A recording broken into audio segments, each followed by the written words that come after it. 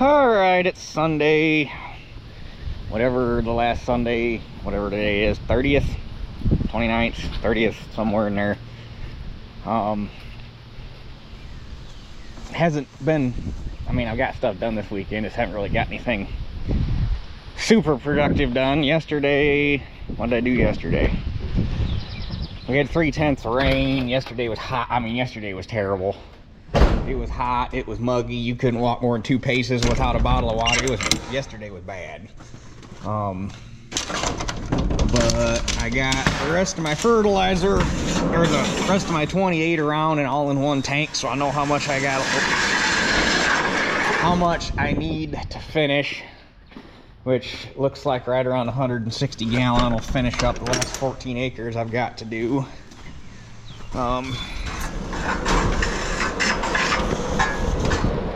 And I got the 1600 out, went and cleaned up that tree that had the poison oak on it, which poison ivy, which has progressed to the stage where the blisters start popping and leaking. So, but it had some more show up. There's basically all over this arm up to the sleeve, and I got some on my side. And there's a couple small spots, must have been from some sawdust, that are showed up on this arm, but nothing terrible. Yesterday morning, Shelly and I went to town and I bought a compression leak tester from Horrible Freight. I was gonna buy one through Napa. I figured maybe if you bought it through a place like that, you'd have a chance of getting like a nice brand name, like an OTC or something. But basically Napa sells this exact same one. I mean, literally exactly the same, just with a little bigger case so you can keep the fluid in the case with the tester. $139 for this Harbor Freight, for the kit, or for the tester and the fluid, because apparently you gotta get Harbor Freight, you gotta buy the fluid separate and it doesn't fit in the case. It was $29 for the tester, and can't remember how much the fluid was. I think it was like $34, $35 for the whole schmear, compared to $130. Which the guys at Napa were actually the ones that told me to go buy that from Harbor Freight. So, got that. What else did I do yesterday? Got my grain truck, or got some stuff done on my grain truck to get it ready to cut wheat. Some other odds and ends. Then this morning, my intent for today was to get done spraying beans. I even filled the nurse tank up with water so that I had water to go finish spraying. And woke up first thing this morning and it's been windy like this all day, so haven't got any spraying done. And the last little bit of applicating I got to do, that last 14 acres is, I mean, I could get over it fine with no problem. That white with that 150 with that applicator set up behind it, I'll walk through just about anything. It's just I don't want to rut it up if I don't have to. So, and it's, that corn over there is only like yay tall. It'll probably be knee high by next weekend, but it's not like that field has to get done right now because it's getting too tall. So we're gonna let that one sit for a couple days and dry out so that we don't mess it up too bad. Hopefully tomorrow maybe I can get finished spraying, because it's getting to the point where the 40 over at my uncle's needs done. And I'm sure that last 4 acres up north of here that needs done, I'm sure that's probably a weedy mess by now, if there's any beans left that the deer haven't ate up. So hopefully between tomorrow and Tuesday I can finish up spraying beans and have that done. Then this morning Dad and I had to, that last big windstorm we had, the roof on the barn where I keep the grain truck and where the 1600 stays and the 77 and all that stuff, that had the obligatory late 60s, early 70s fiberglass panel skylight sections in the roof. There were 6 of them, and last year one cracked and blew off, and then Dad got that fixed, and then he got enough tin to do all 6 pieces last year, but it was so damn hot that we could never get it done because you got up on that roof and you were burning yourself. But this morning, because we had another one blow off in that last windstorm this morning, Dad and I finished up replacing those. So now that's taken care of permanently.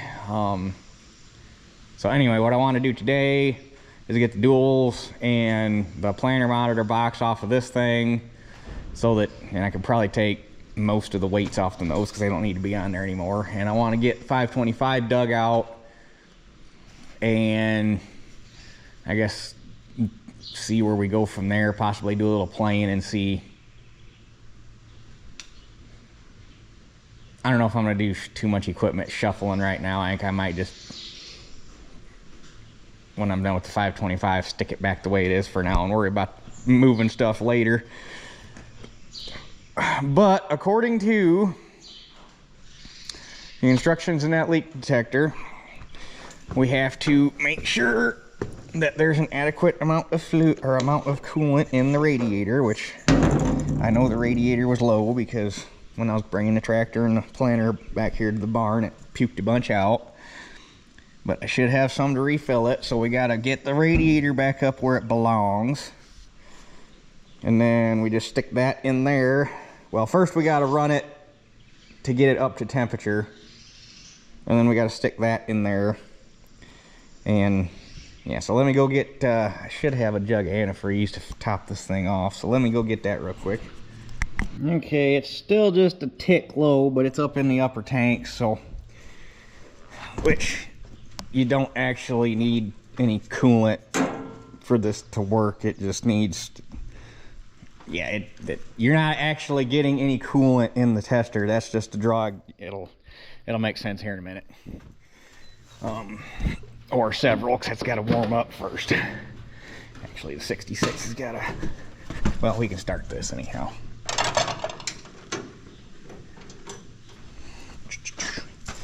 This hasn't been moving. Yeah, that's still where I've been leaving it, because 310s I tend to overfill them. Because by the time you get the oil filter full, the bypass filter full, everything, you're better off to overfill 310s just because they have low oil capacity for what they're doing to begin with. So that's what a lot of guys do.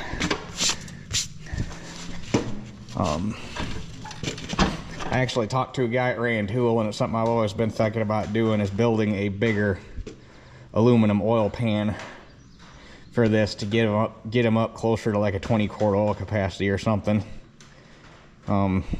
Just mostly for more, not that you need more oil capacity just for the sake of having oil capacity, but have that much more oil in it to have that much more oil cooling. But anyhow,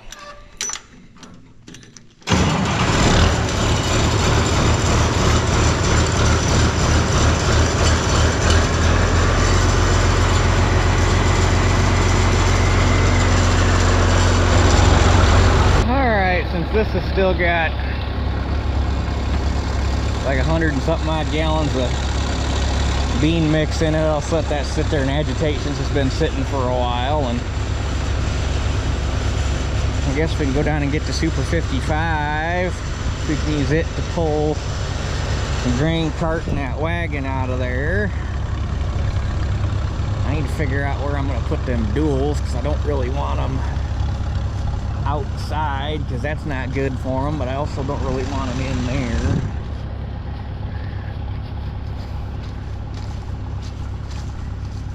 I need to, because I got a plan to get space to get those gravity wagons, the fertilizer spreader, and possibly a couple more small things under a roof. I know it's actually where that auger came from, the auction where that auger, I bought that auger, I bought the anhydrous applicator that got all cut apart to make the tank cart for the applicator. Anyway, that auction, that same guy has a dryer shed, just a 4-post with a roof, and then there was I don't know why he said it. I'm assuming it had something so that, because he had a PTO, I can picture it, I can't remember the brand name of it, but he had a PTO dryer. And he had another shorter roof off the front, sloped the other way, that I'm guessing was so he had a spot to park the tractor. under a roof. Anyway, at the auction, he tried selling that dryer shed and nobody bought it. It's still standing there, but it's 4 posts and a roof. So you got 4 posts and a roof, and you got that other roof. But see if he's still interested in selling that, and then if he is, buy that dryer shed, saw the posts off at 10 foot or whatever, measured out to see, because it'd just be a lean-to shed, but figure out where I would need to cut the post off to get 10 foot at the back, because that would give me plenty of room to get everything backed in. And then you'd have enough lumber there to make frames and stuff, and all you would need to do is get some 2x4s for some girts and some more barn tin to put 3 walls on it, and make a stone pad right here to set it on, and make a skid shed. Wanted to be cheap roof space, that because like this stuff doesn't need to sit in a barn, it just needs to sit under a roof. And since it wouldn't be physically attached to the ground, at least here, that makes it not a taxable structure, because it's not a permanent structure, it's movable. But that's kind of my plan. But I still got to go talk to him and see if he's still interested in selling that shed, and see how much he would want for it. But then, yeah, put that there, and then that would give me enough room to at least get both gravity wagons and that fertilizer spreader in under a roof.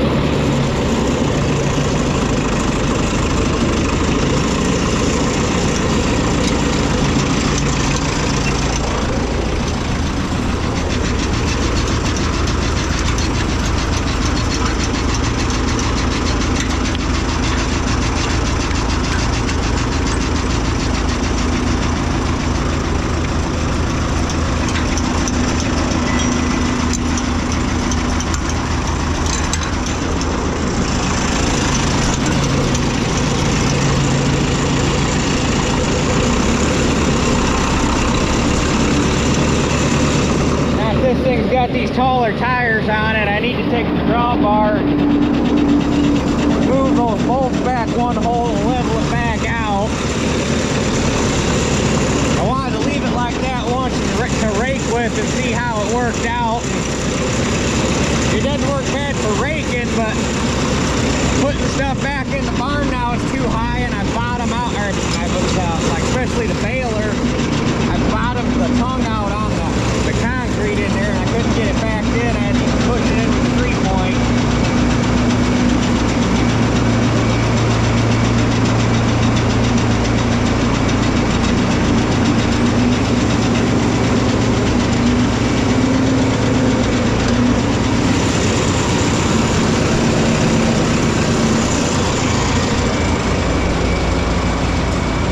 I see this wagon's got another freaking flat tire, 2 of them now. Naturally fix the one that's always going flat, and then the other ones decide to start going flat.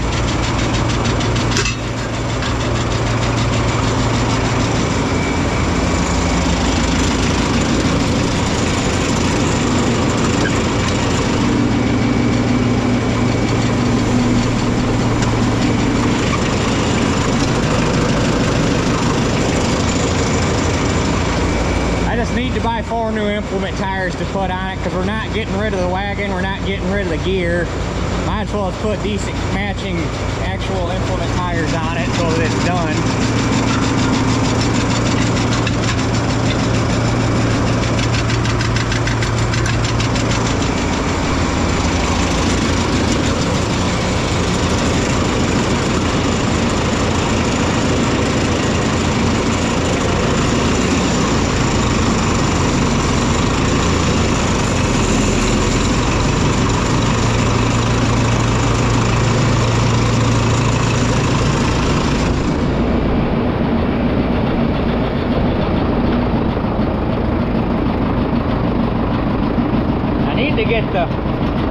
We've got a Midwest hoist to go under that.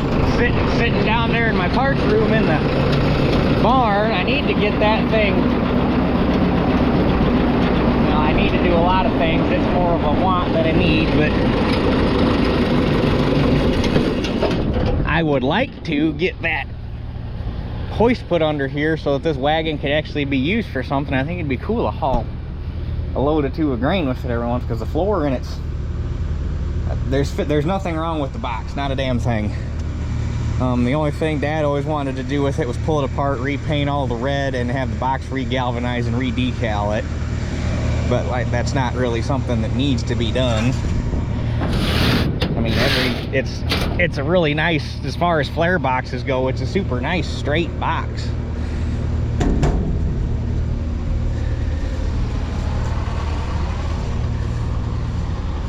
And it's an electric box. The only, if it was, it would say electric right here if it wasn't branded as an Oliver. Same thing, it's an electric gear. Remember, right, the tag on these actually says,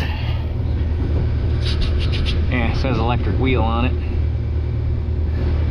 Can't remember if it says manufactured for Oliver or not. Now it just says for replacement parts. So yeah, it doesn't actually say Oliver on the tag. It just, and the gear is older than the box. This would be like a Fleetline early super, or a Fleetline or early super running gear with that style of silk. Now this is actually silk screening. It's not even a decal. But this would be green wheels and hubs and red gear. But Dad wanted to restore his original plan when he bought this was he wanted to restore the gear, restore the box, and make the box into a people hauler.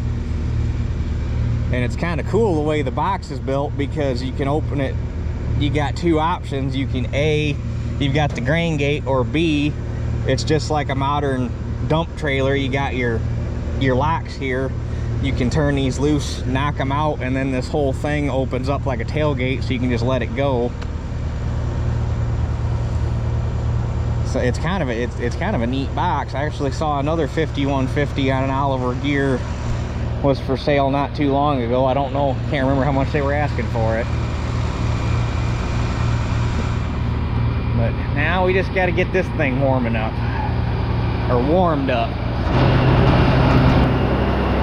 I guess I don't even need to move the planter. That 525 is narrow enough. It looks like I could sneak past it, so we'll give her a good old college try.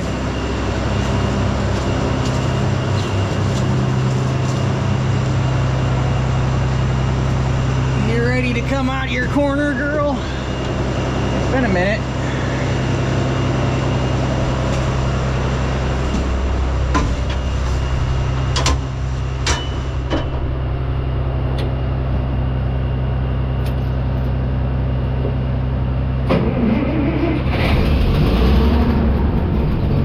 Guess she's ready.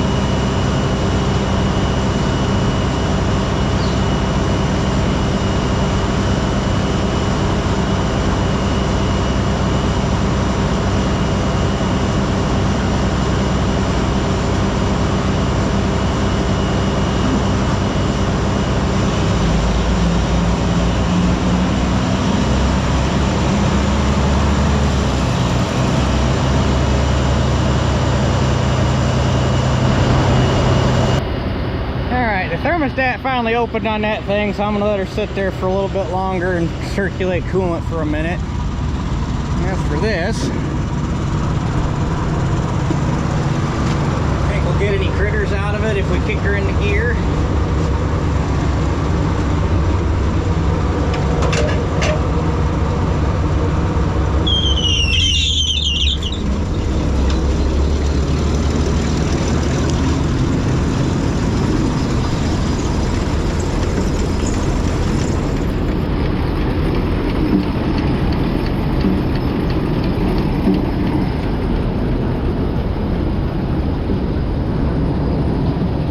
Mouse nest.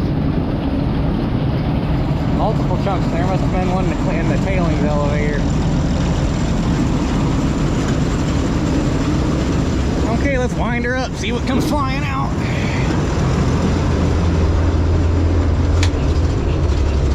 Oh.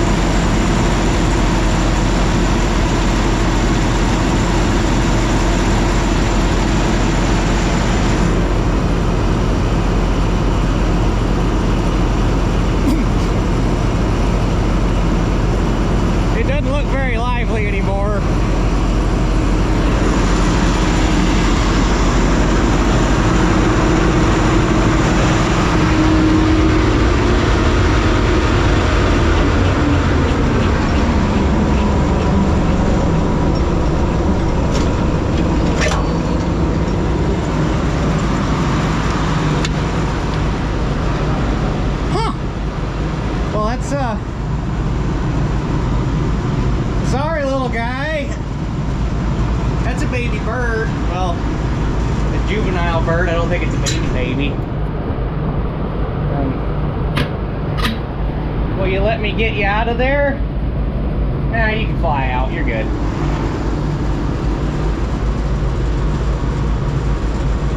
He looks okay. Probably a rough day for you, huh?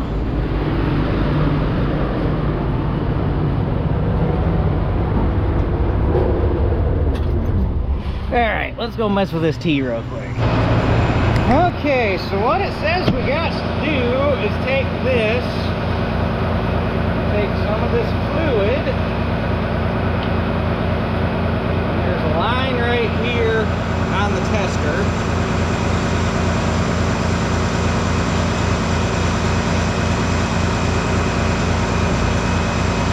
Fill it up to that line. Put this back on. And then put this little dealio in there.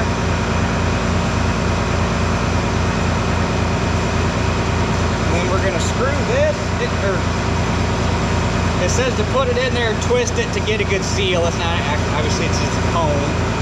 And then you squeeze this ball and it'll draw whatever gases are in the cooling system up through this fluid. And on a gas engine, it'll turn it, what did it say, I think yellow in the presence of exhaust gases. Yeah, yellow on gasoline or green on diesel indicates the presence of exhaust gases. So,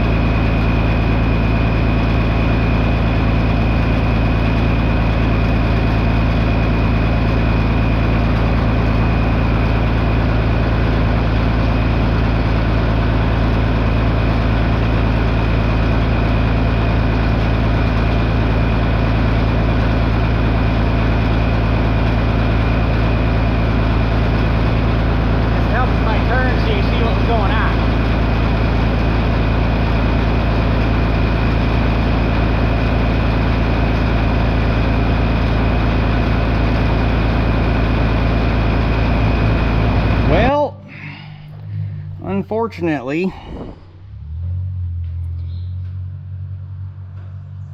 I think this means we got some sort of compression leak. Although it must not be overly huge because it's not moving so much air in the coolant that the radiator boils. It's got a little bit of froth on top, just a little bit. But this, just because you can't, it was hard to tell in the tube, but this one is I poured a little bit out of a bottle into the cup to get a good indicator of the color. So that's dark blue. And this is the one that came out of the tester, and it's got more of a green hue to it. So unfortunately, that means we're gonna have to pull the head and figure out what's going on.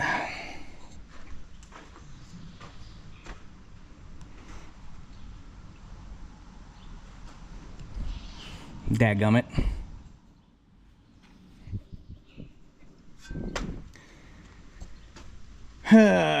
You try to be nice to her and she just keeps doing this to you. And the head was magnafluxed. The head checked out fine.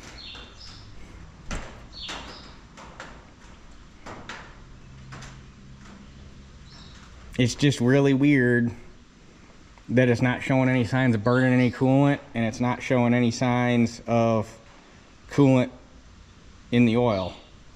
Which I bought oil test kits too, so I'll pull a sample and send in just to make sure.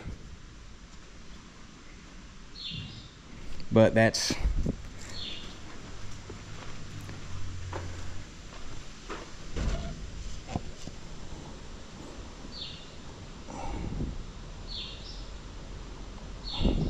I mean, it's not green. It's still blue. It's just not as dark blue as this. I wish they had pictures in the manual that says, okay, this is green. But obviously some sort of reaction took place to change the color a little bit. I just don't know what. Maybe if I can find some pictures online. Okay, so I could find all sorts of pictures on the internet and videos on the internet of people running these things on gassers. Only found a couple of people doing them on diesels, and they were very poor, not very well done videos, and they didn't show. Needless to say, I couldn't find the answer I was looking for. However, I did see had a quick video of a guy who was working on a square body, and he was just demonstrating how to use one of these. And to demonstrate the color change, he actually went back by the exhaust and was just literally sucking exhaust gases right into the tester to demonstrate the fluid color change. So I was like, okay, if that'll work on a truck, why won't it work on a tractor? So I fired it up and put some new fluid in it, and the color change was immediate, and that's what color it went to. However, that looks a lot more yellow than green to me, and the little booklet here that comes with it specifically states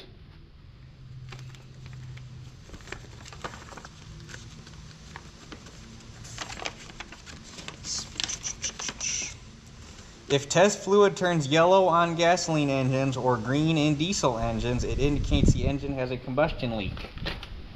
However, that looks pretty.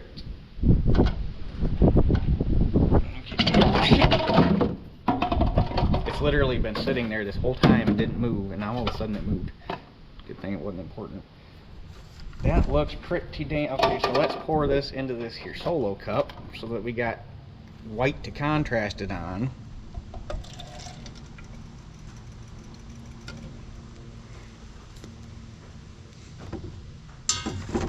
And what do we got here? Looks pretty damn yellow to me. And that's what came out of it, and it's blue.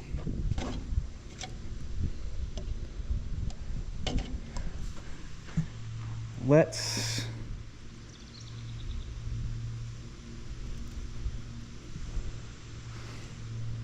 trying to think of something Where's the Super 55? Well, that takes a minute to warm up though. We'll just do it on the Super 55 and we'll test that because we know that that doesn't have any compression leaks.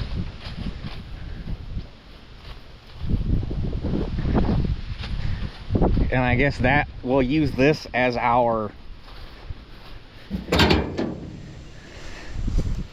if that thing will work on this radiator. It might not actually. I know this cap opened because I've had it off before. There we go, it's just tight. Okay, that will not work on this radiator at all. So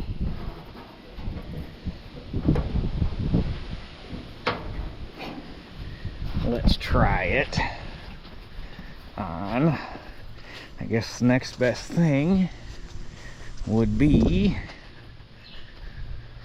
I think the 8700 is fairly easy to get to, or should, yeah, the 8700 is fairly easy to get to the radiator on. I'm just trying to, we need to establish a baseline since I've never used one of those testers before. I've never been around anybody that's used one of them testers before. We need a baseline to establish, okay, this is a negative test result or this is a positive test result, because now I'm leaning towards it was a negative test result.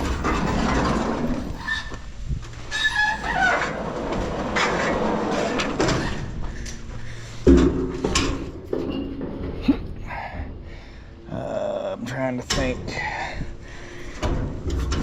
Need to make sure that rotary screen's, well, actually the seal is bad, so it doesn't matter. It's not going to be stuck anyhow.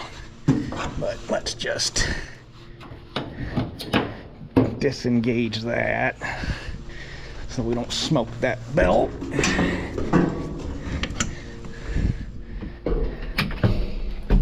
And I see we got some mice in here. I need to run over to Mom and Dad's with this thing and pick up that grain head I got from Ziegler's. And when I do, I need to get this cab cleaned out, because it never got cleaned out last fall. Well, I guess it would have been this winter because the weather was shit.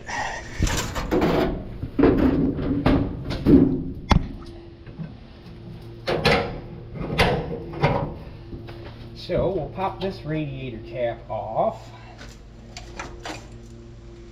and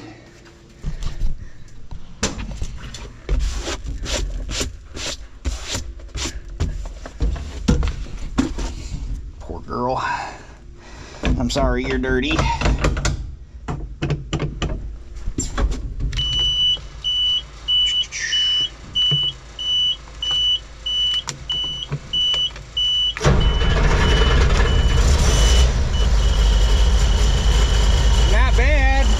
Started since I brought it over here, and when did I bring it over here? January. That's the parts to fix the seal on the rotary screen.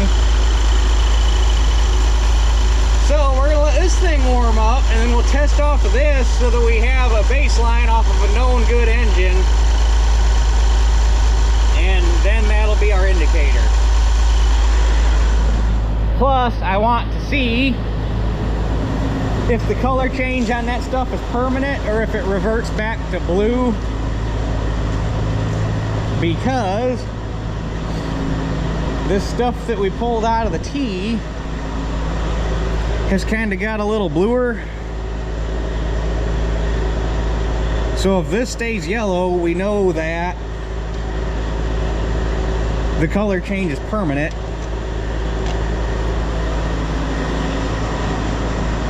But after doing that, I'm pretty sure we got a negative test.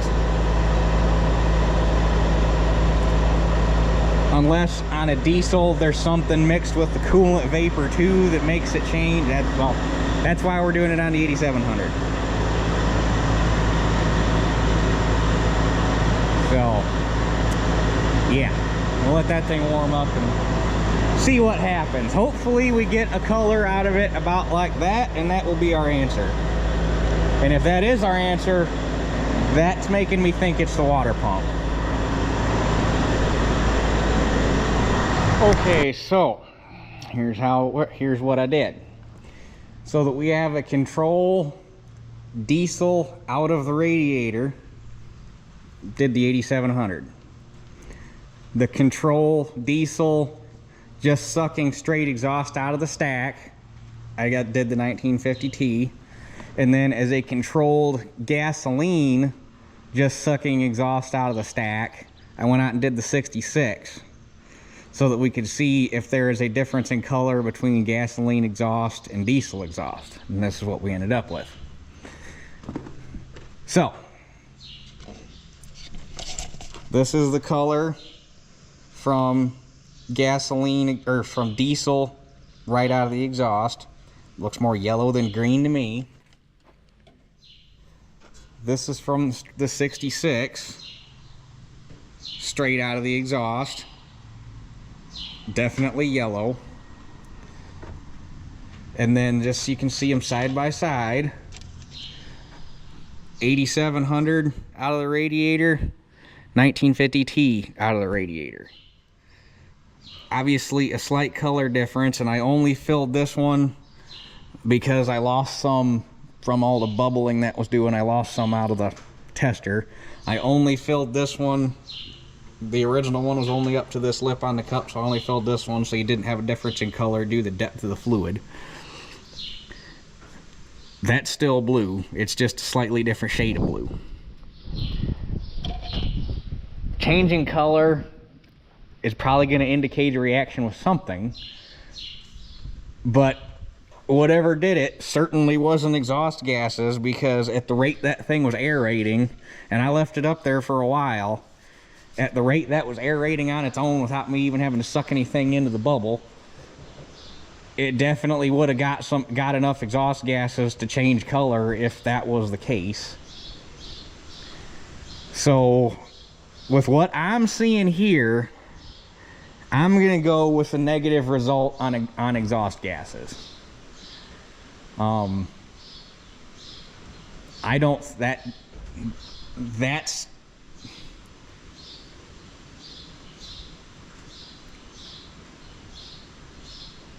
I guess I do want to see one more thing.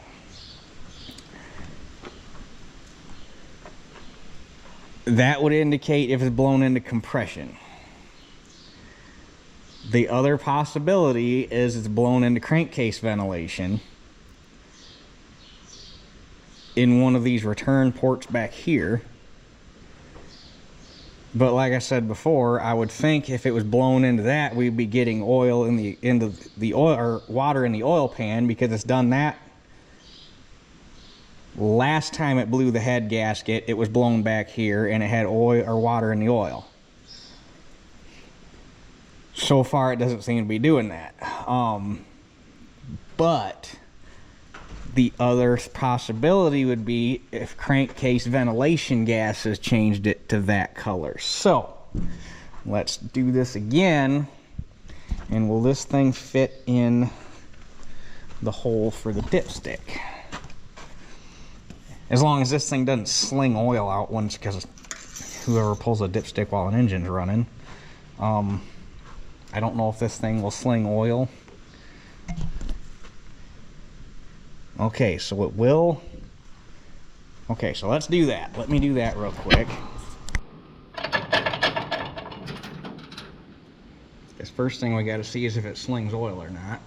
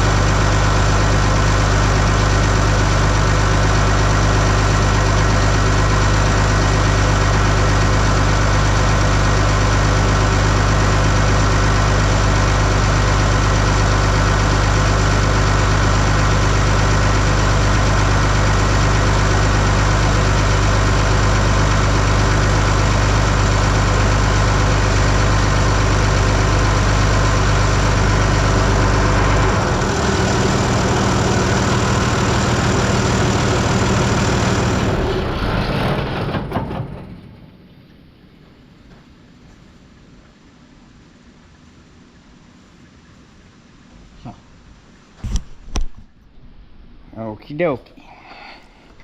So now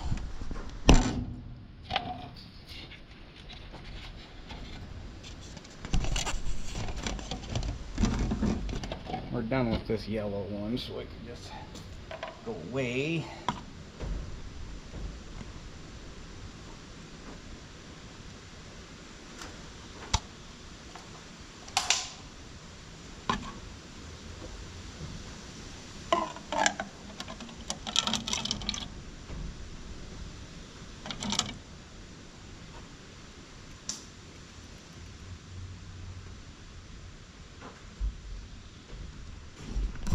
So now we can set that next to that and that.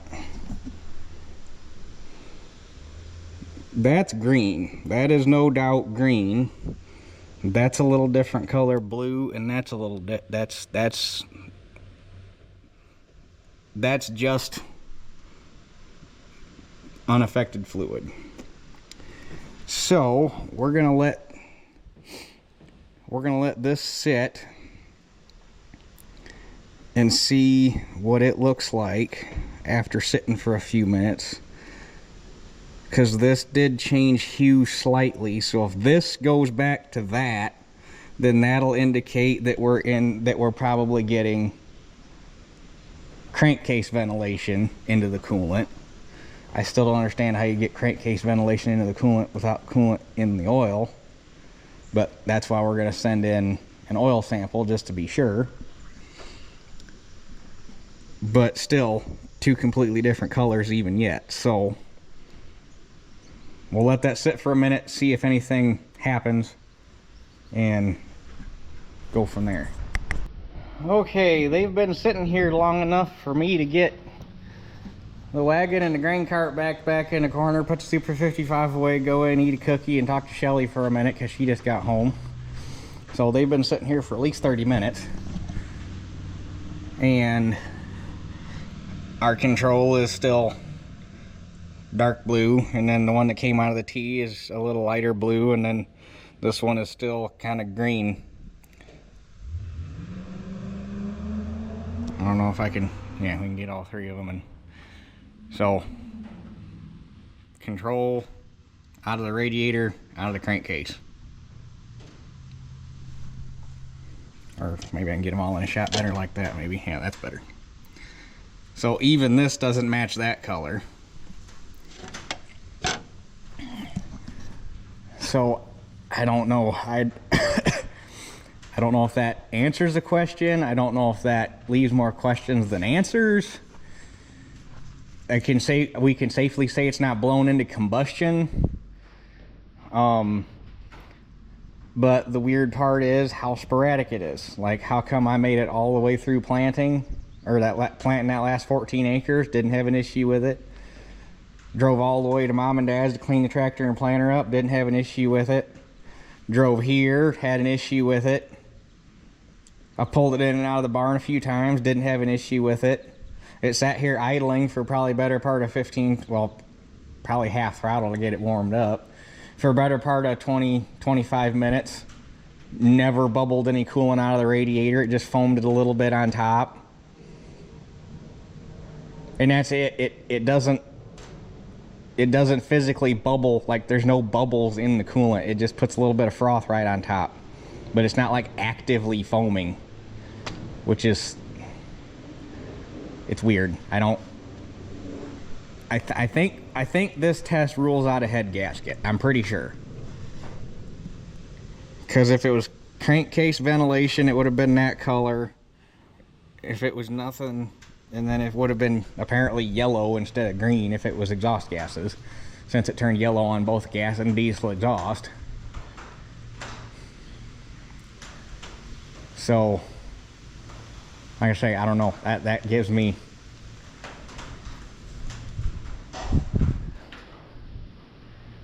I think we're going to start with the water pump,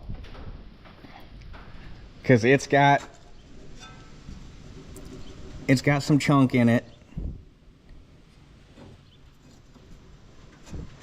and I'd be curious to see what it felt like without the belts on it holding tension.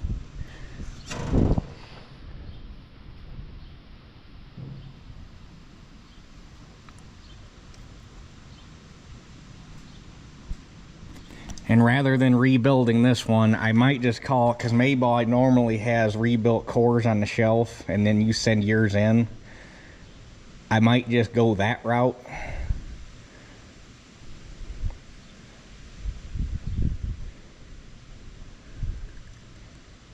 I don't know. Either way, let's pull this thing around. We'll get the duals off of it. I'm just gonna stick them back over there in the corner where I had them for now. And if I need to move them, I'll move them. But we can get the duals off, get the monitor box off. That way it takes up less space here in the barn.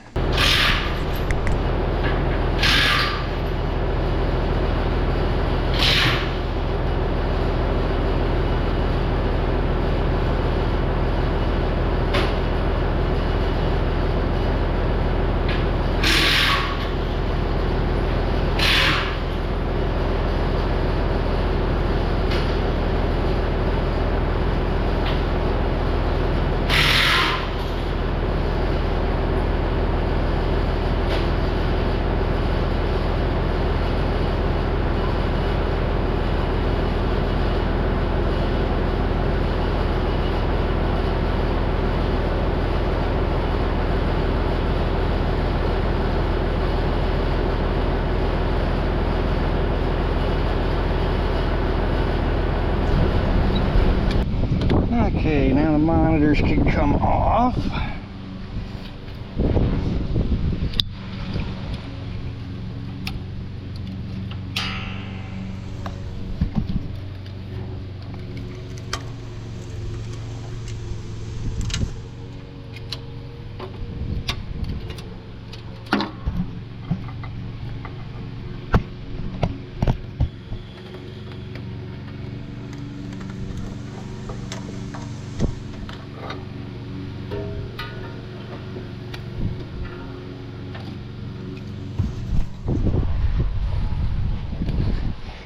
Worst part about this, all these cables are made for cab tractors. You put it on an open station, you get, where did it go? You got way more cable than what you'd ever need.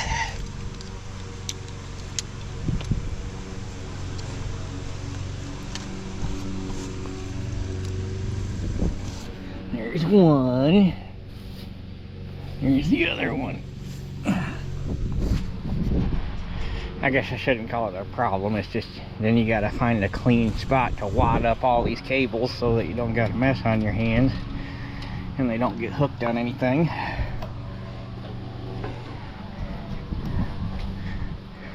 Of course, that being said, even on some cab tractors, like when I have to put the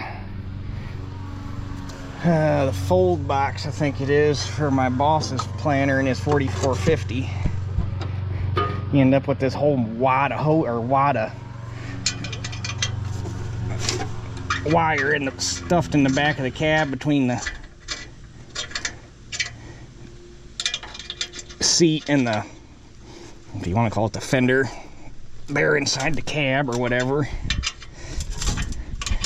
And I just clutter in a cab just annoys the hell out of me, so that just really makes my OCD go crazy.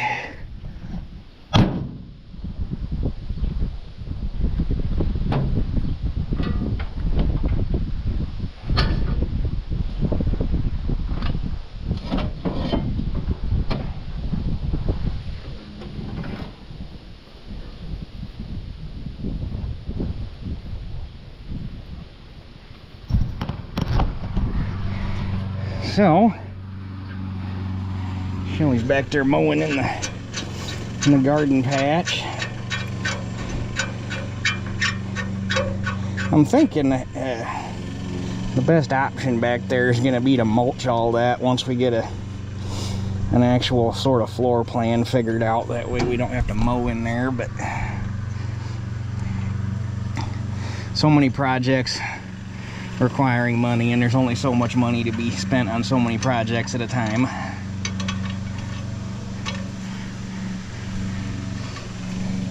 So this is going to go in the basement of the house this time. That way hopefully we don't have any mouse issues. Okay, I guess this thing can go back in the barn for now, because I got a few things that need done. Well, I want to finish side dressing this week and finish spraying this week before we worry about working on this. Because since the elevator, did I mention that already, that the elevator's not taking wheat till the 11th? If I didn't, the elevator's not taking wheat till the 11th, so that kind of takes the pressure off of getting this thing ready to go. And if I can just do it next weekend, because I'll be done with everything by that point, and I can just next weekend just work on it. But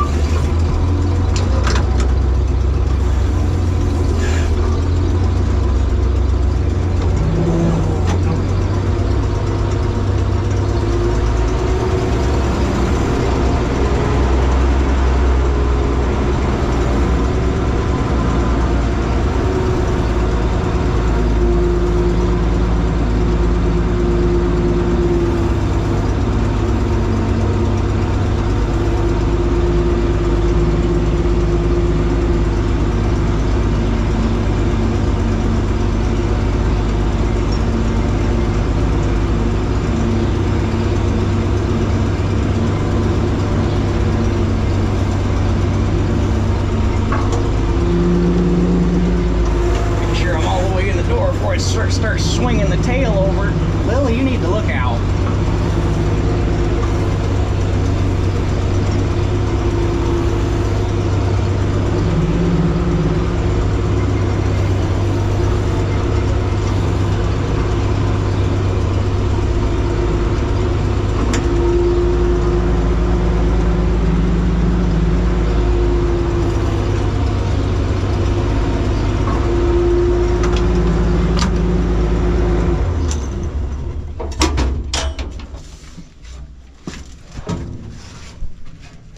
So as far as this thing goes, obviously the oil's already changed. It's got a new battery in it.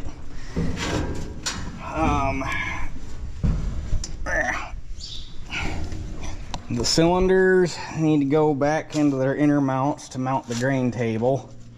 I need to put the rock trap cover on because obviously you don't need a rock trap when you're cutting wheat. And those fields don't have any rocks in them anyhow.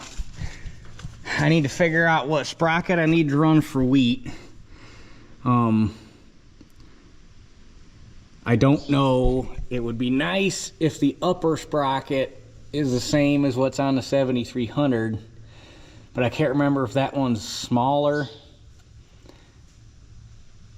Because it seems like one time I was looking at what I would need to do to this to run wheat, and I needed a 19-tooth sprocket down here to get to 1,000 RPM.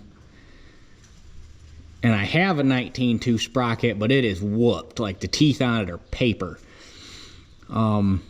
So if need be, I might change that upper sprocket to make it the same as the 7300 so that I can run the same sprocket down here and after. Because the other bad part about the 19-tooth sprocket is it's so small that you just pull this whole hub off and the sprocket has the hub cast into it.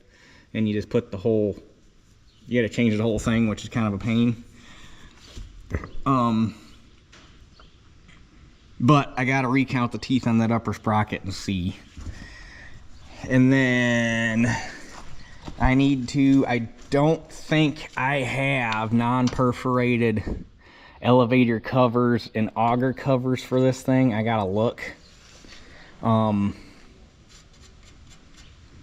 If not, I might have to get some aluminum flashing or tin flashing or whatever Lowe's carries, and just cut some pieces of flashing to lay in there and then close the covers in over top of it.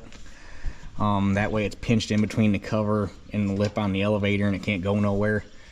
But I might have,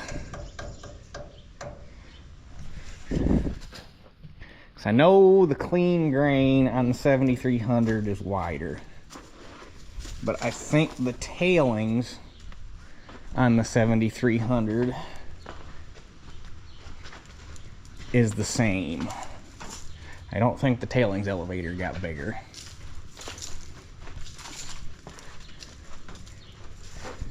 Yeah, the tailings elevator is the same. It looks like that screen. Did they get that auger any bigger around?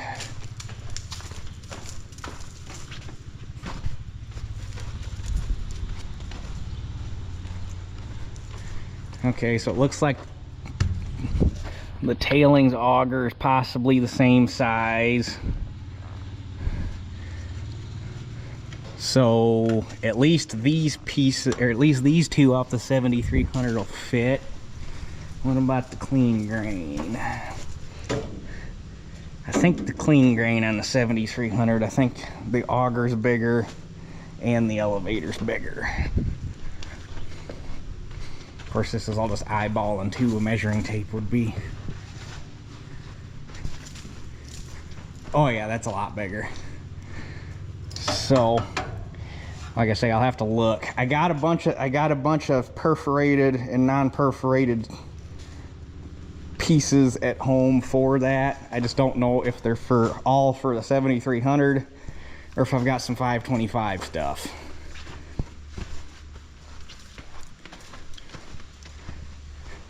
And then also I think somebody, yeah, this has got a perforated grain tank door in it too, so I'd have to change. And I know I don't have a non-perforated, so that one would have to get a piece of flashing or something clamped in there to cover it up. The heck is that? Sounds like a hydro something.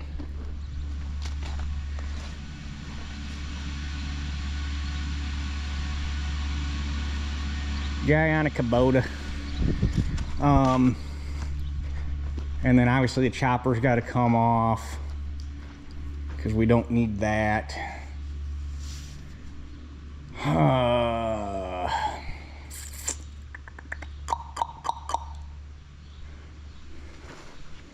And what I'd like to do is find a wheat screen for this. I can't remember if the screens, if you replace the chaffer with a screen or if you leave the chaffer and the screen replaces the sieve. But either way, I'd like to find a wheat screen for the shoe on this, since that's my plan for this. Is just, this is going to be set up for wheat, the 73 is going to be set up for beans, the 87 is going to be set up for corn. Everybody's got a job.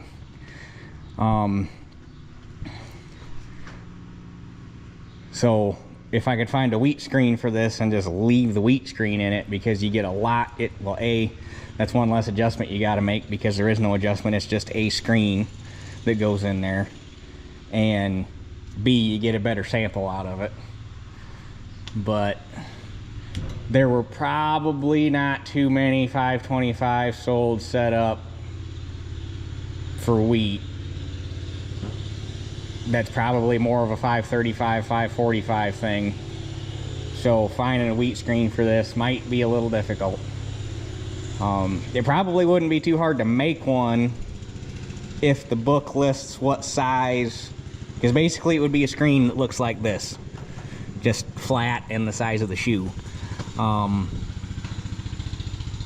And they made them for like alfalfa, wheat, oats, you know, different size perforations in the screen for different size crops. So if you knew what size perforation the wheat screen used, you can buy perforated screen from companies that manufacture like screens and stuff for grain cleaners and whatnot. You can buy a perforated screen down to the 64th of an inch. So it would just be a matter of figuring out what size the perforations are, and the manual might list that, but it'll just be a matter of finding out. So really that's all it needs done to it, is or whatever I need to do to sort out the screens to get them to solid for wheat. Put the head on, lock I should be able to lock the cutter bar, that love bar, up the same way the bar locks up on the white head, because that love bar hangs the same way. It's just got chains that it hangs from, so you pull the chains up, you lock the chains, it should hold the bar up. And then it's going to be the same as cutting wheat with that white head, which works really good actually. And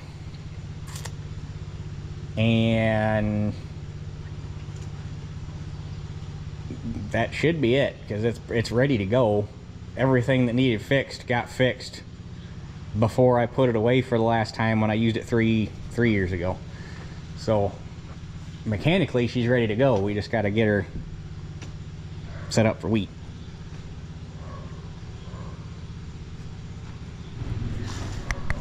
Sorry, I had to go run down Wiggle Butt. But anyway, I'm about out of battery for some damn reason. I don't feel like well, I guess I have got a fair bit of footage out of all this. But anyway, so that's where this is at. It's gonna sit here undercover until it's time to go to Mom and Dad's to get worked on when I'm ready, because that's where all the parts are. And then I want to get finished up side dressing and spraying this week before we worry about that. So anyhow, I'm gonna finish putting stuff away, and I might run over to Mom and Dad's and see what I got for pieces, parts to do all this, and